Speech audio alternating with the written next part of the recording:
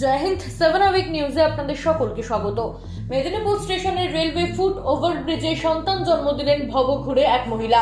সূত্রের খবর, এই দিন দুপুর 2:30 নাগাদ মেদিনীপুর স্টেশন থেকে গেমো প্যাসেঞ্জার ধরে শালবনির দিকে যাওয়ার জন্য ফুট ওভারব্রিজ দিয়ে নিচে নামছিলেন ভবঘুরে ওই মহিলা। সেই সময় হঠাৎই তার প্রসব যন্ত্রণা উঠলে রেল পুলিশের তৎপরতায় ফুট ওভারব্রিজেই তিনি সন্তান প্রসব করেন। খবর পেয়ে একে একে এসে পৌঁছান সমাজকর্মীদের মধ্যে অন্যতম মুস্তাফিজুর রহমান, কৌশিক কচ, পারমিতা মণ্ডল, দেবরাজ চক্রবর্তী প্রমুখ।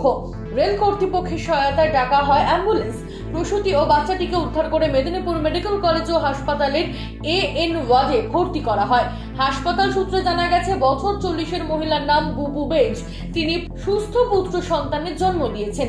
এও জানা যায়, চন্দ্রকোনা রোডের স্টেশন সংলগ্ন বস্তিতে থাকেন, সেখানেই যাচ্ছিলেন তিনি।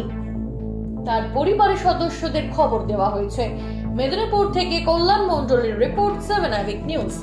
জেলার খবরের আপডেট পেতে লাইক করে সাবস্ক্রাইব করুন 7 hour news. Bell icon press করতে ভুলবেন না। জয় হিন্দ।